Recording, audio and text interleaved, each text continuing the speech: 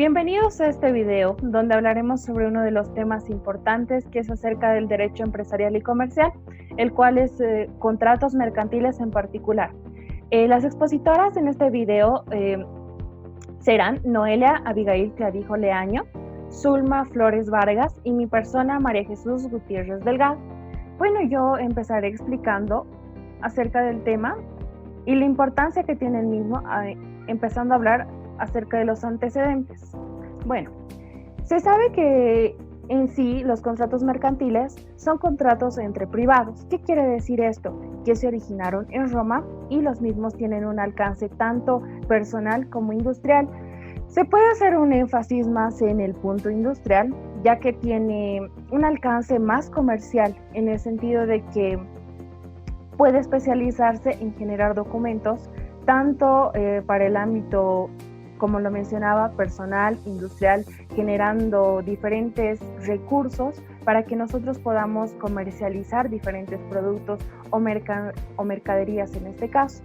Para poder hablar un poco de este tema, nosotros nos apoyaremos en el Código de Comercio Boliviano, ya que este nos ayudará a fundamentar diferentes conceptos que iremos mencionando en el transcurso de esta exposición. Bueno, ¿qué es un contrato mercantil? En sí no se tiene un concepto claro de lo que es en realidad este tipo de contrato, pero se sabe que es un acto jurídico de carácter bilateral que genera derechos y obligaciones de carácter mercantil que son recíprocos entre las partes. ¿Qué quiere decir esto? Que pueden llegar a intervenir más de dos personas. ¿Cuál es la diferencia entre contratos civiles y mercantiles? Bueno, el principal es que el contrato civil está regido por el Código Civil, pero el contrato mercantil está regido por el Código de Comercio. Como ya lo mencionaba, nosotros nos vamos a basar en este código, que es muy importante de hecho. Otra característica que tiene este contrato mercantil es que siempre es oneroso. ¿Qué quiere decir esto? Que no es gratuito, pues exige una contraprestación económica o personal de ambas partes. En cambio, el contrato civil puede llegar a ser gratuito incluso, o puede ser incluso verbal el trato, no necesita una contravención económica. Bueno, vamos a empezar hablando acerca de los conceptos y tipos de contratos. Empezaré hablando sobre la compraventa mercantil, mencionada en el artículo 824. ¿Qué quiere decir? ¿Qué es una compraventa mercantil? Es el contrato mediante el cual el vendedor transfiere la propiedad de una mercadería o cosa mercantil al comprador, cuya obligación es pagar por el precio. ¿Qué personas o quiénes intervienen en esta compraventa mercantil? Son los vendedores y los compradores, y en este caso la mercancía y el precio que dan los vendedores, ¿no? Pasaré al siguiente punto, donde les explicaré un poco acerca de la propuesta u oferta mencionada en el artículo 826. ¿Qué quiere decir esto? Es todo tipo de propuesta que se realiza entre un vendedor y un comprador. Los mismos tienen elementos que son muy esenciales, ya que pueden ser los plazos para el negocio, la entrega para la mercadería, la validez, el valor, la cantidad, etc. Y este no puede revocarse o retractarse. Es decir, que una vez que ya se haya firmado esta compraventa mercantil o este contrato, no se puede retractar, o si no, tendrá que pagar los daños y perjuicios.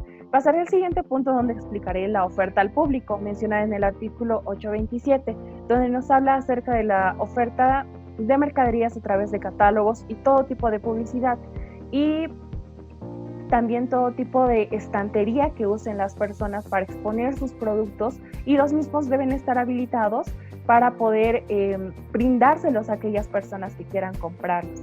La exposición pública de mercaderías justamente respalda esto, que todo producto que sea expuesto debe ser vendido.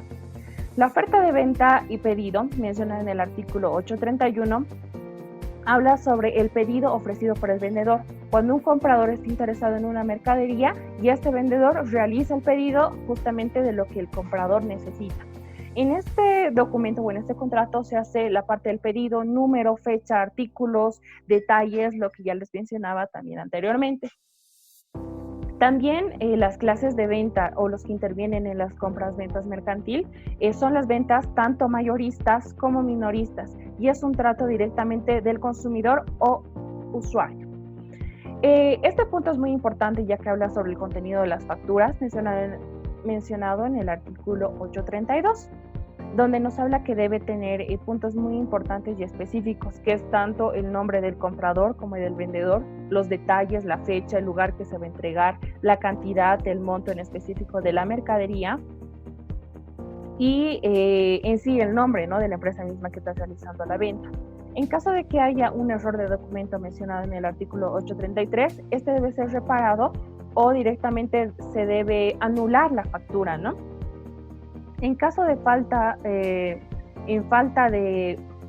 compromiso de entregar la mercadería de reclamo, hay posibilidad de que el comprador tenga un plazo de 10 días, donde va a poder realizar su reclamo o algún daño que haya surgido la mercadería en transportar en todo este proceso, ¿no? Y en caso de que en el contrato también se haya hablado sobre una póliza de seguros, esto también lo va a respaldar. Voy a pasar al siguiente punto. Bueno, las modalidades de compra-venta que tenemos está mencionada en el artículo 835. El primero es la venta contra documentos. ¿Qué quiere decir esto? Que nosotros una vez que realizamos, o el vendedor en caso que realiza la venta, directamente al momento de entregar la mercadería debe entregar también los documentos y los contratos que se firmaron antes y después de la compra. La venta de cosas en tránsito. ¿Qué quiere decir? Que en esta venta entran los documentos entregados y en estos se encuentran los detalles de póliza de seguro, de transporte y deben entregarse todos los documentos que haya tramitado el vendedor para su venta. La venta por FOB o mencionada también libre a bordo, puerto de embarque convenido. ¿Qué quiere decir esto? Que el vendedor se hace responsable de todo tipo de gasto que incurra justamente al entregar la mercadería al comprador, pero al momento de entregarla ya el comprador se hace cargo para adelante, ¿no? La venta ex, ¿qué quiere decir? En un punto de origen. Esto quiere decir que una de las especificaciones es el lugar donde se va a entregar los productos. En sí se debe entregar donde justamente se ha quedado entre vendedor y comprador. La venta FAS, libre al costado de barco, puerto de embarque convenido, que está mencionada en el artículo 854, hace la mención de que el vendedor debe hacer la entrega correspondiente no directamente a las manos del comprador, sino que debe ser entregada justamente al lado del lugar o del transporte que se va a embarcar. En este caso puede ser un barco, una movilidad, pero debe ser entregado justamente al lado. A esto se refiere este artículo, pero como les digo, es dependiendo del contrato que se realice. Luego la venta por SIF, costo, seguro y fletes. Esta diferencia, voy a hacer un énfasis también entre el otro punto, ya que somos relacionados. El 855 y el 856, uno habla sobre el costo y el flete, no incluye seguros, por lo tanto el comprador es el responsable de cualquier tipo de daño en la mercancía. Y la venta de SIF, costo, seguro y fletes, este sí incurre en un seguro y cualquier tipo de daño que sea que haya afectado a la mercadería, debe ser responsable el seguro por el cual se ha contratado o simplemente el mismo vendedor. Todo depende del acuerdo al que se haya llegado tanto vendedor como comprador. Muchas gracias. Voy a pasar la palabra a mi compañera. Bueno, como punto número 2 tenemos el contrato de suministro. El contrato es mediante el cual la parte llamada suministrante se obliga mediante el precio a realizar a favor del llamado suministrante una serie de periódicas o cuotas por una mercadería o servicio. Esto tiene 3 elementos, son los personales, formales y los reales. Los personales son los suministrantes quienes proporcionan el servicio y el bien a cambio de las cuotas y el precio al suministrador que se beneficia de estos. Los formales, que no están sujetos a la formalidad alguna, a menos que pueda ser aparejada una garantía o una hipotecaria, en cuyo caso sí debe ser constante de una escritura pública. Y los reales, que es el precio y la entrega del bien o el servicio. Eso lo podemos encontrar del artículo 919 al artículo 926. En el artículo 919 encontramos el concepto, la cuantía, suministros periódicos, el incumplimiento de prestaciones, la suspensión, los suministros regulados y las normas aplicables. Como punto número 3 tenemos el contrato estimatorio. Este se debería haber llamado contrato de consignación. Es aquel por el medio del cual un sujeto llamado consignante entrega a otro llamado consignatorio una mercadería o un precio por un plazo fijado, y si en este plazo no es pagado, deberá devolverse la mercadería en el mismo calidad que se le ha dado. Esos tienen como elementos personales, formales y reales. Los personales son los consignatarios y consignatorios. Los formales tampoco están sujetos a una formalidad, a menos que la mercadería esté sujeta a registros, y eso también tendría que ser escrita públicamente. Y las reales son las cosas, mercadería. Eso se puede encontrar en el artículo 1200, que es el derecho, y 1290, el concepto, la renumeración, normas aplicables y las reglas a cuanto al plazo. Como número punto 4 tenemos el contrato de depósito mercantil. Este es un contrato mediante el cual el sujeto, que es el depositario, recibe una cosa a cambio del depositante con la obligación de cuestionarlo y devolverlo cuando lo requiera, y eso también tiene que ser devuelto en las mismas calidad y especie que ha sido entregada. Esto también puede ser encontrado en el artículo 1994 al artículo 1301. Como elementos tenemos los personales, que es el depositante y depositario, los reales, que es el bien depositado que se ha hecho, y el formal puede ser un contrato verbal o escrito. Como caso práctico y un ejemplo podemos hablar sobre los documentos mercantiles, es el contrato Leslie, que es en el Decreto Supremo 259/59 el 21 de octubre del 2000. Este artículo dice que se considera arrendatario financiero al contrato mercantil celebrado entre una sociedad denominada arrendador a una empresa natural, a una persona natural o jurídica denominada arrendatario, en virtud del que el arrendador traslada un favor al arrendatario, un bien o un servicio. Esto quiere decir que si yo hago un contrato con una empresa de un auto, la empresa me va a entregar un auto a firma de un contrato de 20 cuotas. Si yo no llego a cumplir las 20 cuotas en el plazo que están dando, el carro no va a pasar a estar a mi nombre hasta que yo no cumpla las 20 cuotas dichas en mi plazo. Si yo llego a cumplir las 20 cuotas en mi plazo fijo, me van a entregar el auto y ya va a ser a mi nombre. Le paso la palabra a mi compañera. Bueno, continuando. Ya, vamos a mencionar el contrato de transporte. Bueno, este contrato de transporte se trata de que cuando una persona llamada que es el portador está obligado por un monto o precio a conducir personas o cosas a otro lugar. Bueno, hay dos tipos de transporte, que son el transporte de personas y el transporte de cosas. Ya, continuando. Como menciona el Código de Comercio, el artículo 939 menciona la responsabilidad por daños personales o muerte del pasajero. En este caso, el contrato de transporte es el encargado de hacerse responsable del pasajero, tanto de sus cosas, de las cosas que va a ser transportada, como también de la persona que puede ser transportada. Las obligaciones derivadas del transporte. Bueno, las obligaciones derivadas están en base a los transportes por avión o por barco, que también contienen responsabilidad de los daños, pero en esta constancia el gasto de la persona que va a transportar el producto, la persona, no va a incluir el alojamiento, tanto el alojamiento como la alimentación de la persona. Ya, en la responsabilidad del transportador, este debe tener sus documentos, como se menciona en el contrato del transporte, y debe ser, en el artículo 948 menciona la exoneración de la responsabilidad, el cual está más especificado, la responsabilidad del transportador. Siguiente, por favor. Ya, acá vamos a mencionar el concepto en el Código de Comercio sobre el contrato de transportes. Bueno, en este también menciona lo mismo que mencioné hace momentos, que es la obligación con otra persona a cambio de una suma de dinero, que se dedica a trasladar personas o cosas en un plazo fijo.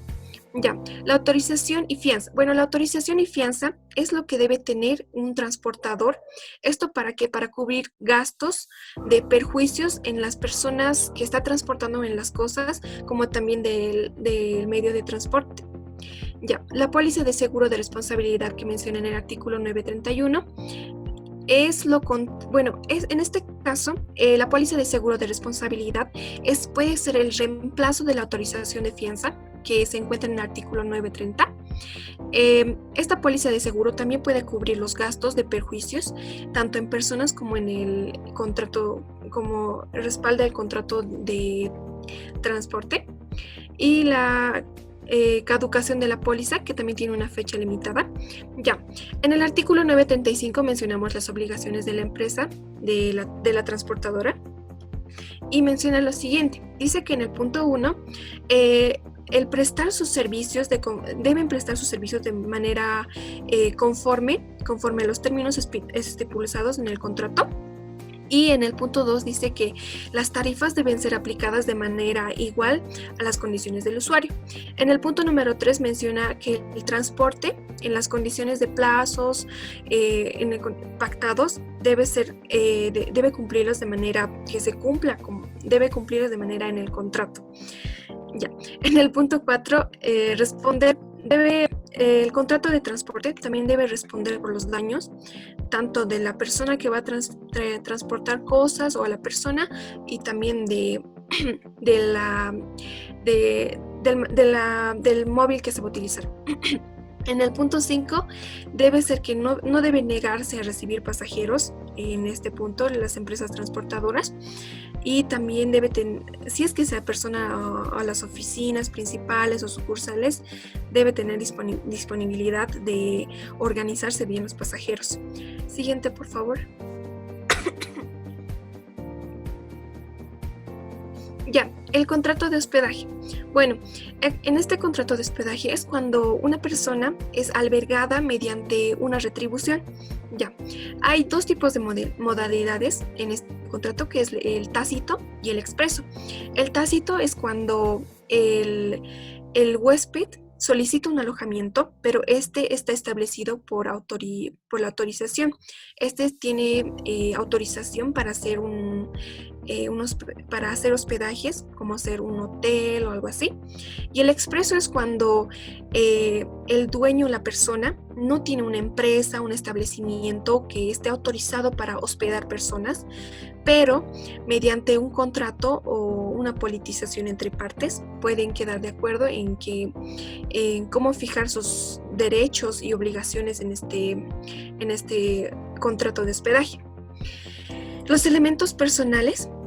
Los elementos son dos puntos, son los personales y reales y los formales. Los elementos personales están el hotelero, el hospedadero, el viajero o el huésped, y entre los reales está el precio o la retribución.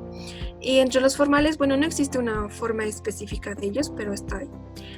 Siguiente, por favor. Ya.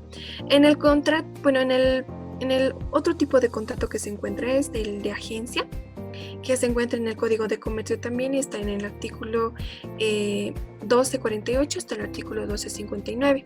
Bueno, en este contrato de agencia existe cuando un comerciante en quien se hace una tradición mercantil cuando ha sido como principal encargado de otra o en el agente independiente que va a fungir un auxiliar en una agencia, ¿no?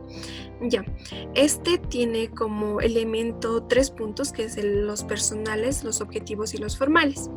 Este es que los personales debe ser un comerciante o principal es un agente independiente. Los objetivos se encuentra la promoción de los negocios del principal o la promoción de los negocios de los mismos. Y los formales existe libertad de formas. Ya. Según el Código de Comercio, en el artículo 1248 menciona el concepto del contrato de agencia, que es un negocio Bueno, es un negocio o un comerciante que asume una forma independiente del establecimiento, tanto de lo que va a ser del establecimiento, y es encargado de promover o explotar el negocio a su modo, ¿no? Pero dependiendo de la rama en la que se encuentra. Y este tiene una zona fija en el país para hacer su contrato. Ya, el contenido de registro. El contenido de registro, Ya, el contenido de registro es el que es un pacto en el contrato en el cual está prohibido el de proveer o explotar dentro de una misma zona. O sea, no pueden chocar distintos contratos en el mismo lugar, o sea, solo puede dedicarse a una cosa la persona.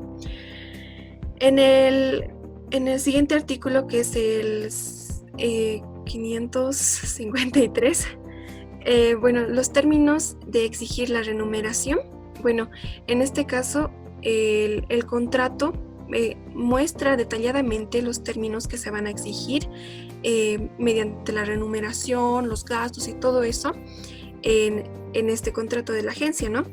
Y los derechos de retención. Los derechos de retención son los que en el contrato son estipulados distintos puntos en el cual si son incumplidos, estos derechos lo van a sustituir de algún modo o detenerlos. Eso es todo. Gracias.